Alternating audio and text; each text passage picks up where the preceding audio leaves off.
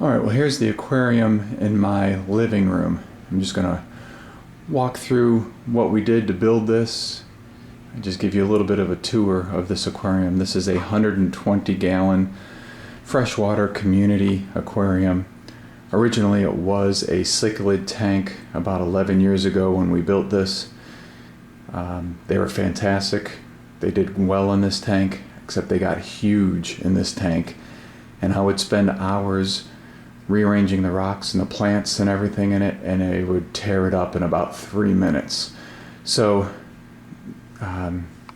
eventually got rid of the cichlids and just made this a community tank, just keeping it simple, very maintenance free, very easy to use. The larger the tank, the easier it is for you to care for. Like I said, this one's a 120-gallon tank. I probably don't do anything to this thing but every 3 to 4 months. But every 3 to 4 months I will siphon out about 10% of the water and just wipe down the glass using one of these magnet rubbers here. If you've seen any of these, this makes it easy. You have the scrubber on the outside and the smooth magnet on the, or scrubber on the inside and the magnet on the outside here. Easy to clean. So you clean the whole tank without getting wet. But I'll do that about every 3 to 4 months. Other than that, that probably takes me about 30 minutes. And then once a year I'll do a major water change on this where I take out probably 30% or more depending on how dirty it is. Take all the rocks out, take all the plants out, clean them, put them all back in. And also clean out the filter underneath the house, which is basically just probably like a 3 or 4 gallon sized pool filter, if you can picture that. So that's the back side of it down the hallway. And really what this was here, this wall when we originally moved in, it was simply about a 3-foot high wall. It was about 6 inches wide. So we built this all up, and we'll go over some of that as we look around. So here's the front looking into the living room. Again, built this wall up here. And actually what's underneath here behind this wall is just a frame built out of 2x4 and 4x4s. We also made sure underneath the house that there was reinforcements. This is a first floor setup here. We wanted to make sure this is over 1,000 pounds worth of weight just sitting here. And we just wanted to make sure that it would be strong enough to hold, and it definitely is. But you can see we built out the top as well with a little shelf up top. And then behind here, you can see the little access door in the corner. I originally had all the air pumps and the filter, the canister filter underneath here.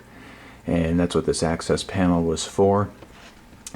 However, it only takes you a couple of times to realize that even though they say that you can turn off the canister filters and the water will stop running, that it doesn't always do that. So once or twice of getting water in your living room from your aquarium is enough to realize that if you can figure something else out, go ahead and do it. And what I did, since this is a first floor and I do have a crawl space underneath the house, I put all of the air pumps, hoses, filters, everything is underneath the house in the crawl space. And I'll go over where we fed all those hoses through in just a moment. So you can see here.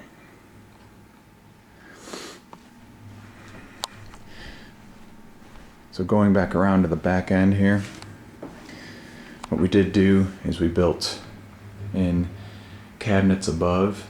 These are just simple cabinets that you can get at any home improvement store. There's 2 sets of them here. So here's the first set. Gives me access to the top of the aquarium under here. I've got a heater over here and some air hoses running through. And just your standard light. I have storage up above. And then I have another set over here. Again, storage up above. I've got a power strip up there where all my heater cords and my light cords are going to. And then there's the half here.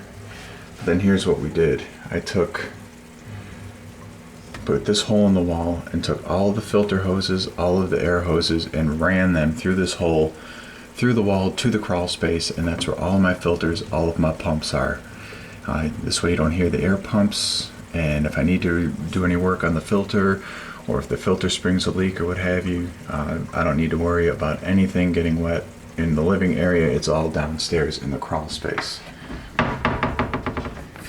Now the one thing you can do to make it easy for you is buy little remotes, and I've got this remote here. You can get them at just about any store, but they're for outlets. So all of my air pumps and my lights are hooked to these remotes, so I have easy access to them. This one here does the lights, for example. So all I do is press the button, the lights go out. Turn it on, and the lights come on.